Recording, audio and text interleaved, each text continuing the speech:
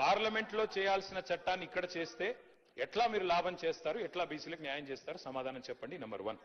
రెండోది, మీరే 5 గొంతుకులతో మాట్లాడుతున్నారు, 5 నాలుకలతో మాట్లాడుతున్నారు. ఒకసారి రాజ్యాంగబద్ధంగా చేస్తామంటారు, ఇంకోసారి పార్టీ పరంగా ఇస్తామంటారు, ఒకసారి ఆర్డినెన్స్ అంటారు, ఒకసారి బిల్ అని చెప్పి మార్చిలో బిల్లు పాస్ చేసిండ్రు, ఇప్పుడు జీవో ద్వారా అంటారు. నేను ఇంకొక చిన్న ప్రశ్న అధ్యక్ష, ఎల్ఏ మినిస్టర్ గారు చెప్పాలా? అధ్యక్ష, ఇక్కడ మనం బిల్లు పాస్ చేస్తాం, బిల్లు ఎట్లాగో పాస్ అవుతుంది, మనకు మెజారిటీ ఉంది, మేము అందరం సపోర్ట్ చేస్తున్నాం, పాస్ అవుతుంది. మరి ఆర్డినెన్స్ మీద సంతకం పెట్టని గవర్నర్ దీని మీద ఎట్లా సంతకం పెడతారు సార్? నాకు తెలియక అడుగుతా. ఆర్డినెన్స్ బిల్లు రెండు ఒకటే కదా, ఇప్పుడు మనం పెడుతున్న బిల్లు.